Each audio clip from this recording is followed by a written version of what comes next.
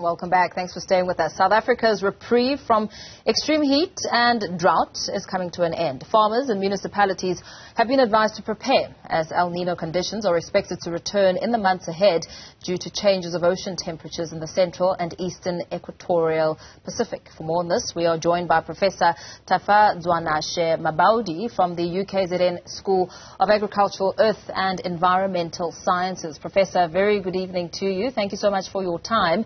El Nino conditions are expected to return in the months ahead. Farmers and municipalities have been warned to be well prepared. What kind of preparation is needed here?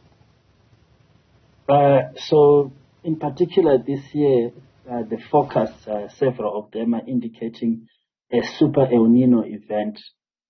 We last experienced one in 2015-16, and that was when we had the worst droughts in the region. So we should be expecting, drought for one, heat, which of course then is accompanied by fires, especially in the dry areas of South Africa. So farmers should be preparing for drought, heat stress, and fires particularly. And when it comes to the natural shift from El Nino to La Nina, how does that happen? So El Nino is a natural phenomenon. So that shift happens naturally. Normally you have your El Nino, it lasts longer than the La Nina phase. But currently we're actually coming from a very unique system where we've had a triple dip, which is 3 successive La Ninas in the last 3 years, which has accounted for above average rainfall in a lot of areas.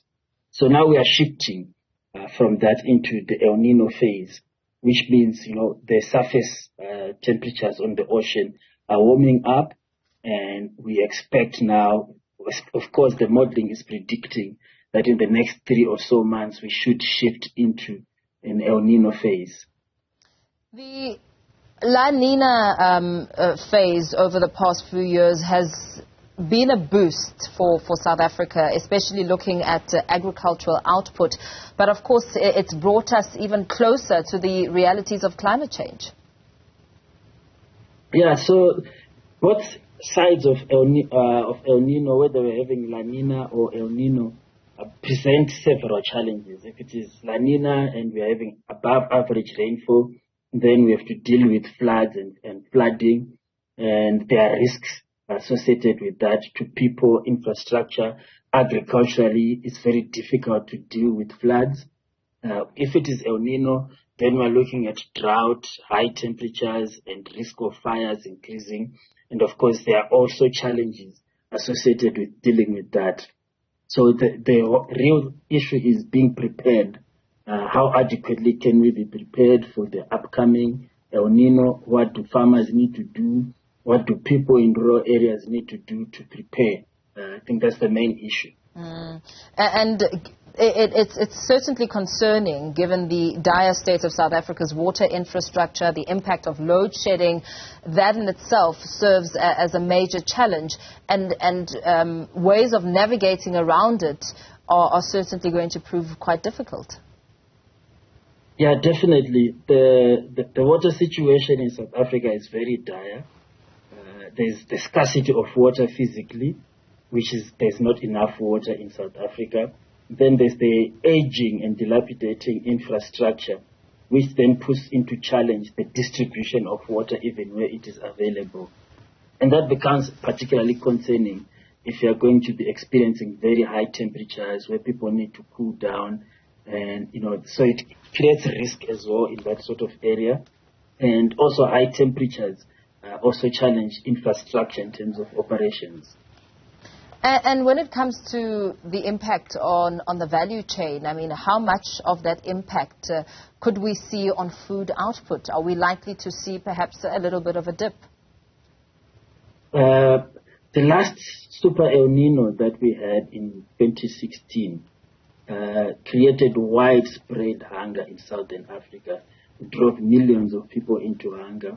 There was widespread crop failure, which resulted in food price increases. So you've got crop failure, which is a risk from drought and high temperatures, and that affects subsistence farmers. who rely on what they produce to eat. Then you've got crop failure at a larger scale in terms of the broader food production, which then necessitates an increase in food prices, which then affects affordability of food for ordinary households. So given the other pressures and the increasing cost of living that we've already been experiencing these last couple of years, it really does have serious implications on people's livelihoods and food security. And we talk about preparation. I mean, you've spoken about how farmers should perhaps try and prepare for this. What can municipalities and governments do? What should they be doing at this stage, especially looking at some of the current challenges we're grappling with? I mean, looking at water leaks throughout the country and the impact of those leaks as we go into this shift. Look, the water infrastructure issue is a major problem which requires significant funding and finance to really address it. You've got aging infrastructure, you've got increasing demand versus limited supply. So that one is a big issue. It's going to take years, similar to ESCOM, to correct that because municipalities have not been maintaining water infrastructure for a very long time, which is what has brought us to where we are. In terms of what can be done ahead of the upcoming El Nino, I think it's important to get the information out to everyone, especially to farmers and to people in the rural areas, smallholder farmers. It's important to get the right advice to them in terms of what are the implications of the dry season, which varieties should they grow that are drought tolerant and that are capable of withstanding both drought and heat stress.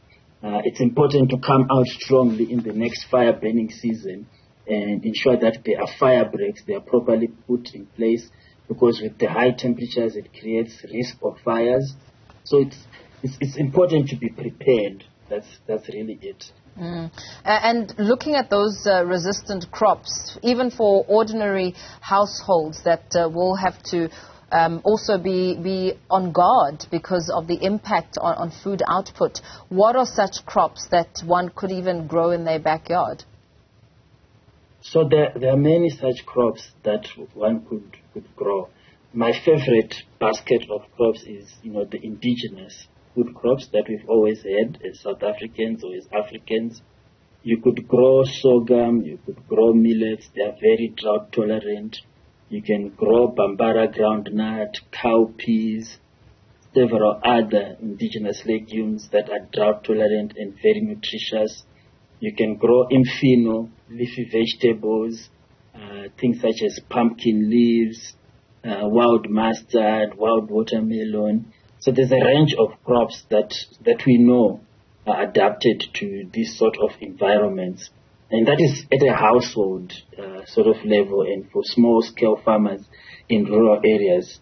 Large-scale commercial farmers definitely need to respond differently in terms of being able to plant at the right time, plant the right varieties for the regions in which they are located, and practice soil water conservation technologies and also water harvesting technologies, so that the little rainfall that we do receive, we are able to put it to maximum utilization.